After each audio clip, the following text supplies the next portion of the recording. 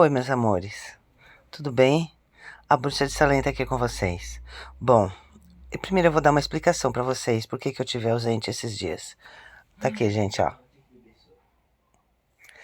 A Bruxa de Salem está com as duas mãos enfaixadas. Por que, Bruxa de Salem? Porque a Bruxa de Salem está com a síndrome do túnel do carpo. Nas duas mãos. Mas isso não vem ao caso. Eu só queria dar uma justificativa pra vocês, porque eu não conseguia nem pegar no celular.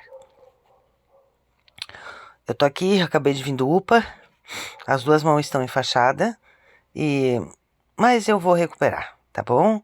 Logo eu fico boa e tudo passa, tá bom, meus amores? Mas eu estou com as duas mãos assim, enfaixada.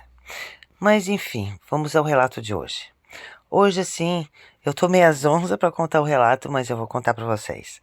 Que eu não quero deixar vocês muito tempo, né? Sem os relatos da Bruxa de Salem. Então, o relato que eu conto hoje aconteceu aqui no interior de Santa Catarina. A pessoa que me conta é um jovem. Ele disse que onde ele mora é mais interiorzinho, é sítio, né? E ele disse que ama a noite, ama sair, ama curtir a vida.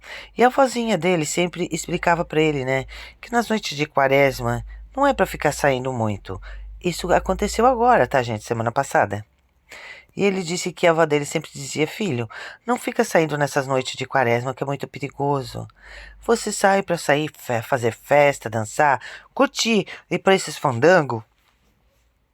Mas vocês se esquecem que quaresma não se faz isso. E ele disse: ah, avó, isso é coisa de antigo. Mas você sabe, meu filho, que não se faz isso. Preserva a quaresma. E ele disse que não estava nem aí. Então ele disse que chegou no sábado, ele foi pro fandango. Ele e uns amigos. E ele disse que sempre foi para esse fandango, sempre curtiu, sempre aproveitou, sempre amou sair para esse fandango, né? Que é um baile que tem todo final de semana lá na cidade deles. E ele disse que nesse dia ele foi. E ele disse que não sabe o que explicar, mas ele não estava sentindo uma coisa boa. Ele não estava sentindo uma coisa legal. Ele disse que estava ruim, dava ruim. Ele sempre amou dançar, sempre foi o senhor da dança, o pé de valsa que todos falam, né? O pé de valsa, igual a Bruxa de Salem, vamos dizer. Porque eu sou uma pé de valsa, eu dou aula de dança, então imagine o quanto eu danço, né? Mas enfim, não é eu que vem ao caso, né? Então, ele, o pé de valsa, né? Não estava com aquele amor todo pela dança. Devia seguir os instintos, né? Mas não seguiu. Mas enfim, ele disse que ele pegou, né? E ele estava analisando e ele disse que continuou lá, foi dançando. Só que quando era 2 da manhã, deu um tesão pela dança, acabou. Ele disse: não teve vontade, não queria mais, eu vou embora. Então os amigos dele disseram: pelo amor de Deus, cara, não vai embora. Por que tu vai embora essa hora? Tu tá aqui há 1 hora. Fica aí, vamos curtir mais baile. Tu é o cara que mais dança, tu é o cara que mais curte, tu é o cara que mais gosta. Onde é que tu vai? E ele disse: cara, eu não quero ficar, quero ir embora. Algo dizia pra ele ir embora. Então ele saiu e pegou a estrada. Mas tu vai sozinho, meu irmão? Ele disse: eu vou, qual é o problema? Não vejo problema nenhum e... Gente, eu sou acostumado a essa estrada aí, eu caminho nela dia e noite. Eu vou de boa. E assim ele foi. Diz ele que começou a caminhar assim. A lua estava bem prateada nessa noite. E ele falou que ele começou a sentir algo caminhando perto dele, no mato. Só que ele disse que achou que era algum cachorro, alguma coisa. Nem liga, sabe? Continua caminhando. Só que ele disse que aquilo começou a caminhar cada vez mais perto dele no mato. E ele disse que viu que aquela coisa foi se aproximando. Mas ele disse que não ficou com muito medo, não ficou muito apavorado e continuou caminhando sem olhar muito pro lado. Quando ele tá subindo uma lomba, assim, numa estradinha, ele olha lá em cima num poste de luz. Em pé estava ele, esperando. Um lobisomem. 2 metros de altura, pelos negros, olhos amarelos. Estava só observando. A boca, ele disse que os dentes se entrelaçavam entre um e o outro. Era uma coisa horripilante de se ver.